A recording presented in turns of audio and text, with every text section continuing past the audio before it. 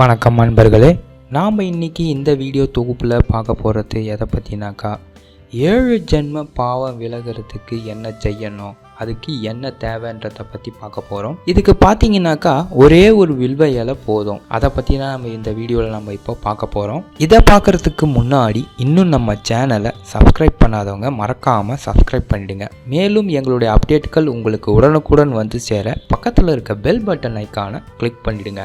வில்வ இலையை பார்த்தீங்கன்னா பல அபூர்வ பலன்களையும் மருத்துவ குணங்களையும் கொண்டதான் வில்வ மரத்தினுடைய சிறப்பே.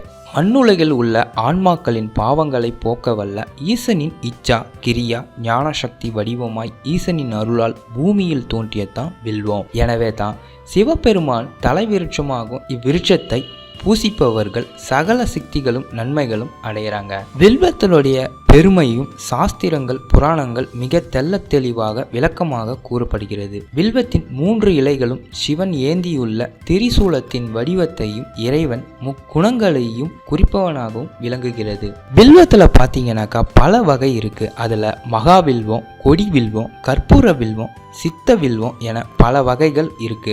குறிப்பா 3 இதழ் கொண்ட வில்வ இதழ்களையே பூஜைக்கு பயன்படுத்துகிறோம்.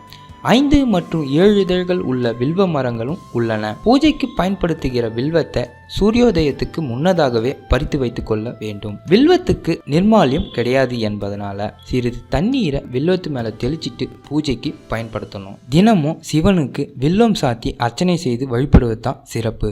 மகா சிவராத்திரி நாள்ல வில்வாஷ்டகம் பாராயணம் செய்து வில்வம் சாத்தி சிவனாரை தரிசித்தால் 7 ஜென்மத்து பாவங்களும் விலகும் என்பது ஐதீகம். சிவபெருமானுக்கு அர்ச்சனை செய்வதற்கு தேவையான வில்வத்தை மாதப்பிறப்பு, சோமவாரம், அமாவாசை, பௌர்ணமி, சதுர்த்தி, அஷ்டமி, நவமி ஆகிய தினங்கள்ல வில்வத்தை பறிக்கக்கூடாது. மேலும் இந்த நாட்களுக்கு பூஜைக்கு தேவையானதை முன்னாலே பறித்து வைத்துக் கொள்ள வேண்டும். வில்வத்தை பறித்து 6 மாதம் வரை வைத்து பூஜை செய்யலாம். உலர்ந்த வில்வம், ஏற்கனவே பூஜித்த வில்வம், இதை வைத்து கூட பூஜை செய்யலாம். அவ்வளவு புனிதமானதுதான் இந்த வில்வ இலை.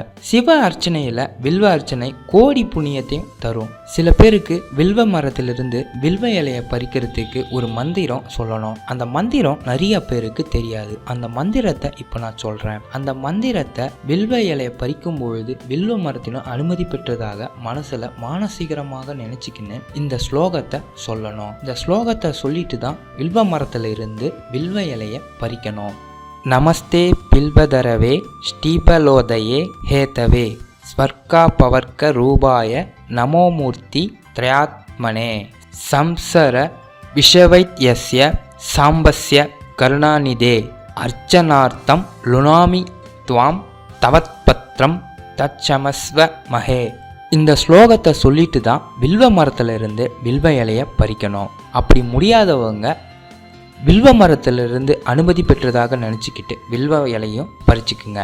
இந்த ஸ்லோகத்தோடைய அர்த்தம் என்ன அப்படின்னு பார்த்தீங்கன்னாக்கா, போக மோட்சம் உருவாகவும் மும்மூர்த்திகளின் உருவாகவும் லட்சுமி கலாட்சத்தை அளிப்பதற்கு காரணமாகவும் உள்ள வில்வ மரத்தை வணங்குகிறேன். ஓ வில்வ மரமே, பிறப்பு இறப்பு விஷயத்துக்கு மருத்துவனும் கருணை கடலுமான சாம்பசிவனின் பூஜைக்காக தங்கள் வில்வ இலையை கிள்ளி எடுக்கிறேன். அதை பொறுத்து கொள்ள வேண்டும். இவ்வாறு பிரார்த்தனை செய்து பிறகு இலையை பறிக்கணும்.